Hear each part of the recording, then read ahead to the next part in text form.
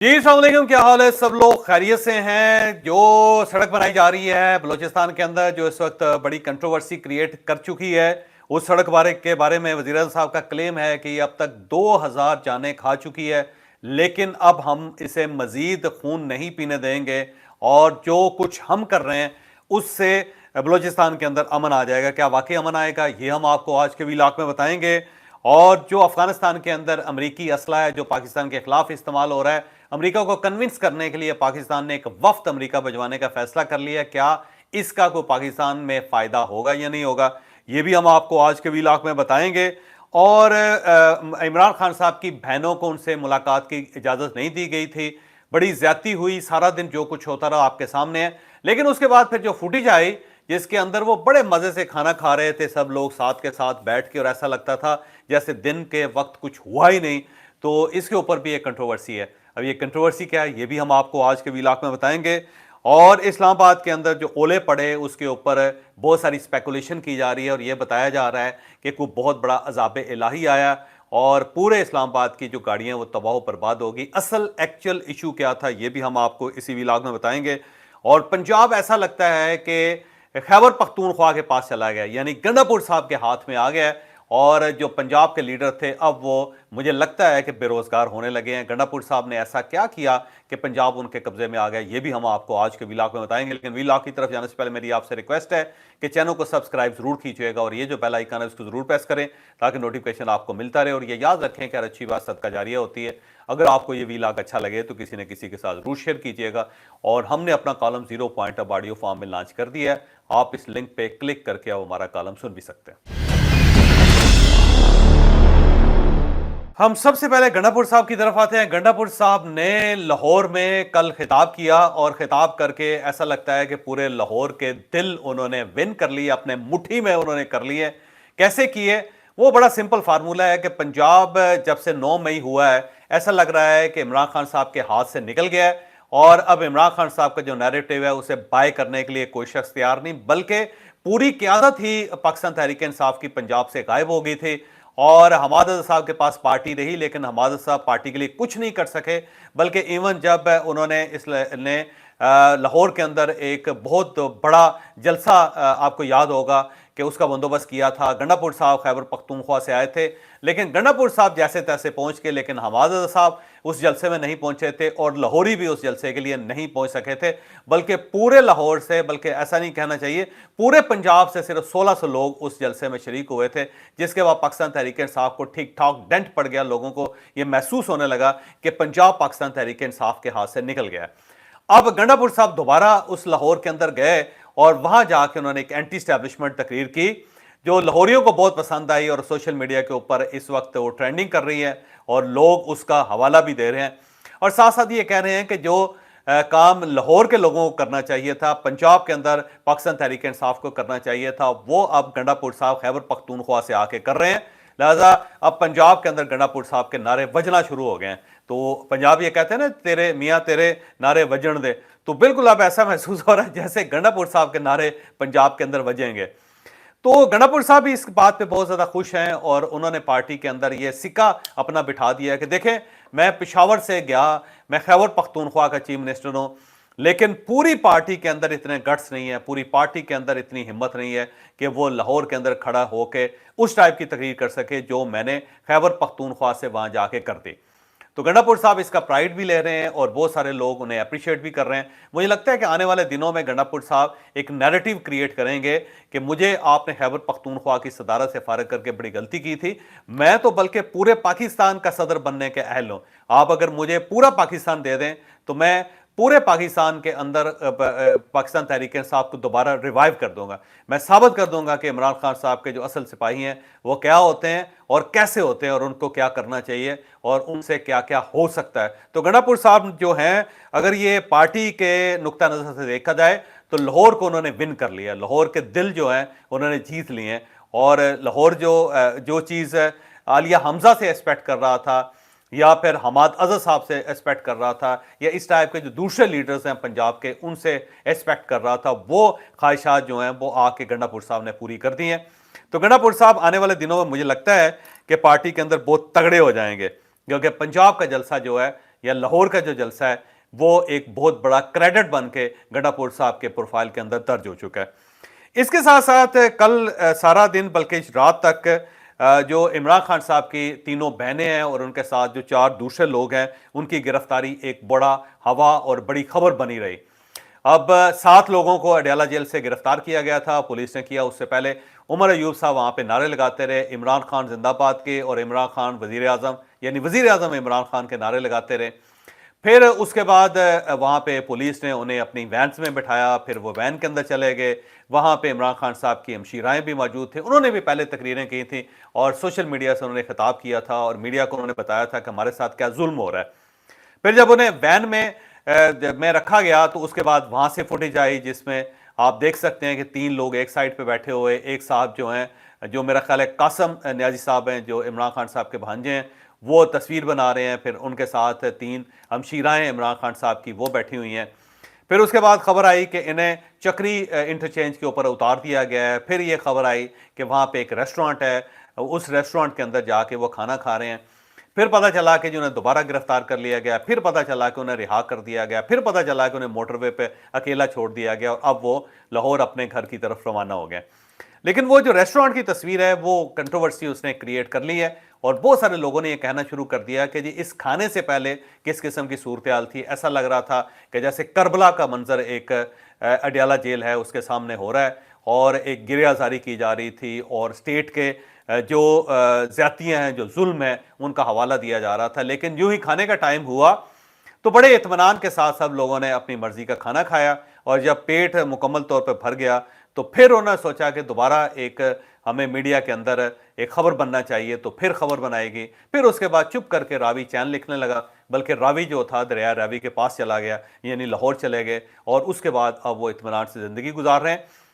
मंगल के दिन जाके दोबारा एक मरतबा फिर इस टाइप की एक्सरसाइज की जाएगी और ऐसा लगता है कि एक थिएटर है और उस थिएटर में ये लोग मंगल को आ जाते हैं, फिर जुमेरात को आ जाते हैं। मैं पिछले वीलॉग में बता चुका हूं कि ये ट्रेंड गलत है।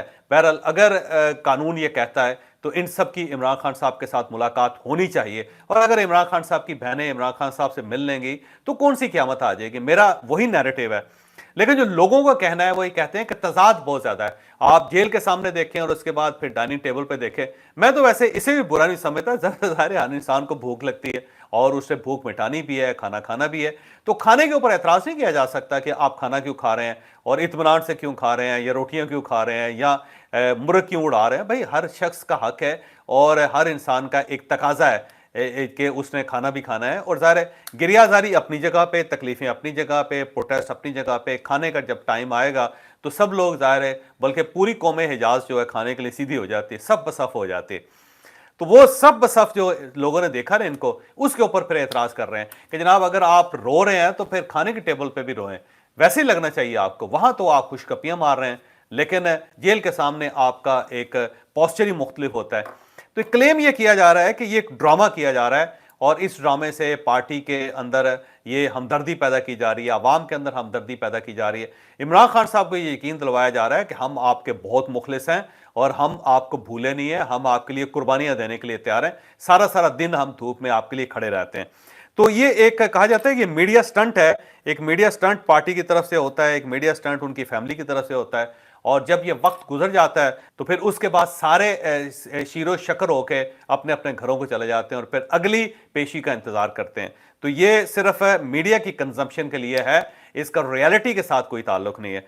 अब ये पॉइंट जो है वैलिड, वैसे गो मेरा पुराना नैरेटिव ही है कि ये हो जानी चाहिए मुलाकात, लेकिन ये जो नुक्ता है इसके अंदर कुछ चीज़ें ऐसी हैं जिनको दिल करता है कि बाय किया जाए। मसलन अब देखिए, अगर इमरान खान साहब के साथ आपको हमदर्दी है तो आप वो धरना दे दें, मुस्तकिल धरना दे दें, वहां पे किसी कोने में चले जाएं। अडयाला जेल नहीं तो अडयाला जेल से 2 किलोमीटर दूर जाके बैठ जाएं और कहें कि जब तक हमारी इमरान खान साहब के साथ मुलाकात नहीं होती हम लोग यहां बैठेंगे। ये कौन सा धरना है कि जो सिर्फ मंगल के दिन होता है, चंद घंटों के लिए होता है, एक आध घंटे के लिए होता है, चंद मिनटों के लिए होता है, फिर उसके बाद आप वहां से उठ जाते हैं, फिर आप पुलिस के सामने खड़े होकर तकरीरें करते हैं, پھر 1-1.5 درجن لوگ ہوتے ہیں آپ کے سامنے، ان کے ساتھ آپ فوٹیجز بناتے ہیں، اور اس کے بعد پھر ایک دھینگا مشتی ہوتی ہے، پھر آپ کو اتار دیا جاتا ہے موٹر وے کے اوپر اور آپ لاہور چلے جاتے ہیں۔ تو یہ تو کوئی پروٹیسٹ نہ ہوا۔